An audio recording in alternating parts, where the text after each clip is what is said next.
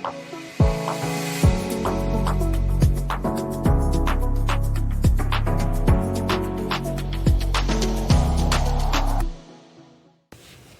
and welcome. This is your money coach, MoneyFit MD. Welcome guys to another episode of our educational videos. I'm glad you guys are here. I am happy to be here. Today we're going to talk about one of my favorite topics. I have a lot of favorites, but this is one of my favorites. And why is it important? So it's automating your finances. The reason why it's important is I am a busy mom of 3 kids. I'm a wife, I'm a sister, I'm a daughter, I'm a physician. I have things to do with my time that I enjoy more than paying bills. So the advantage of me doing this and having this setup is that my bills are taken care of through the power of automation, but it also helps me with making sure that my savings, I'm on track with my savings, my investments, and anything else that's important to me every month.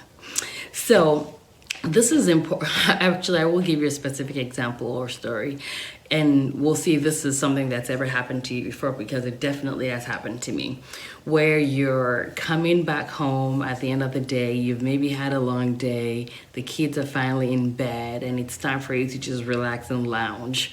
Or you're about to lay down in bed, you've had a long day already, or worse still, you're actually starting to zoom off to bed to sleep, and then suddenly you tap your spouse and you're like, hey babe, what day of the month is it? And the reason why is you're like, is there a bill that I'm supposed to be paying? Am I late for a bill? Have we paid all our utilities? All that stuff.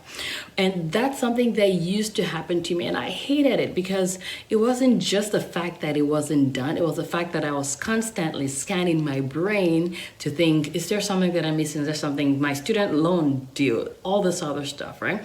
So anyways, I found automation and the power of automation, and it seriously changed my life, and I hope it will change yours too. So the other thing about automation is that, as you guys know, a lot of money, about 80% of it is psychology of money, right? How many times do you plan on saving money or doing something with money and you end up not doing it, right? So when you automate it, it's a way of consciously following your money and knowing exactly where your money is going and making sure that it's doing what you want it to do. The other reason why I like automation is that although it's not technically a budgeting method, it's another way of just cash flow monitoring or money flow through your system to make sure that your money is doing exactly what you want it to do. So I want you to stay tuned, because I will be talking to you about some of the steps that you can take to help you automate your finances. So the first step that I'm going to talk about is this. And by the way, this is applicable to you whether you're a W-2 earner or you have your own source of income or you have multiple sources of income, because ultimately all those incomes are going to end up coming into one or multiple accounts. But the goal is for me to keep this simple, and then you can modify it to fit your own specific situation. Okay, so the first thing I want to talk about is when your income comes in. Before it even hits your account, what I want you to do is make sure that you've already had your employer or whoever you're using for your, if you're using Quick, that you are using. So essentially, before the money even hits your account, your checking account, your employer or payroll system is already taking out your predetermined contribution towards your pre-tax retirement fund. So for your 401k, your 403b, or whatever else you have through your job or through your income. So essentially, before it hits your account, that money is already taken out. So what comes into your account is whatever is left, whatever you made minus your pre-tax contribution. And then once this one hits your account, this is now where the magic happens. And this account could be any checking account. We personally use Chase account. We also have Citibank, but you can use any regular account that is hopefully not charging you any or lots of money to maintain that account. So it's important to know what date of the month that income comes in. The reason why is because number one is I want you to automate your savings. So you determine what percentage or what dollar amount you want to go into your savings every month without you even doing it. So for example, if your paycheck is coming at the first of the month, you've already preset that in the second or third of the month, this particular amount is going straight from your checking account into your savings account. For the savings account, you can keep it simple, have one savings account, or if you're someone that likes to separate out your money based on your money goals, you can have it separated into sub accounts. So for example, this could have your emergency fund account, it could have your travel fund if you're going to Europe or doing anything fancy, if you're trying to buy a car, if you're trying to save a down payment. This is money that you're automating from your checking account every single month so that it is done. You don't even have to think about it, and that's the beauty of automation. Okay, and then the other thing that you can automate from this checking account as well is your other post-tax contribution.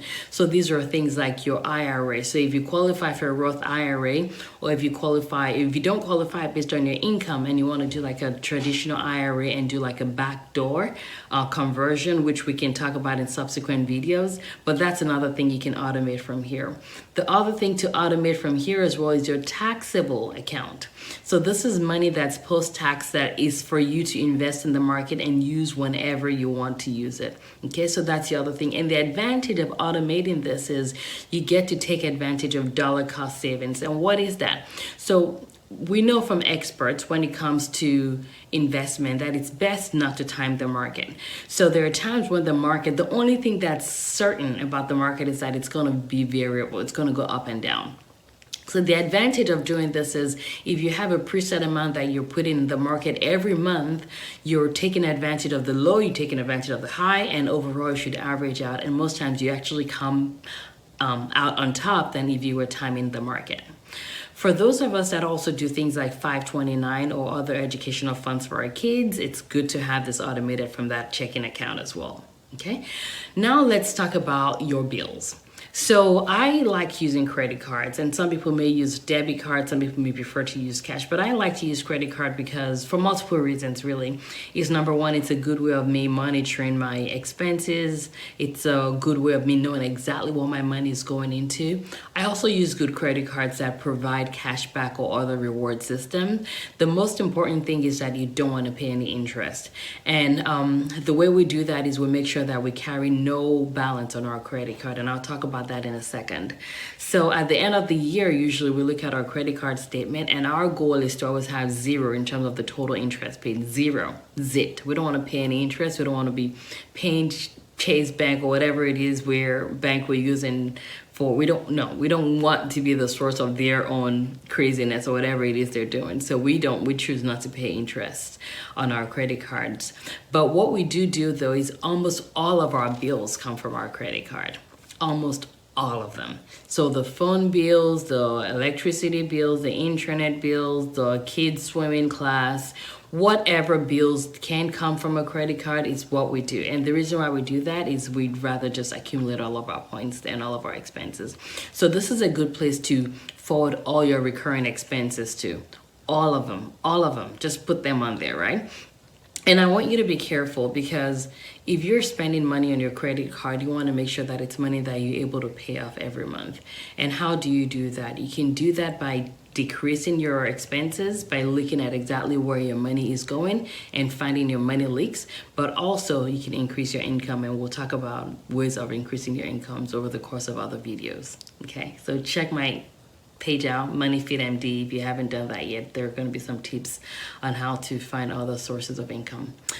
But anyway, so all your bills coming through your credit card is really important.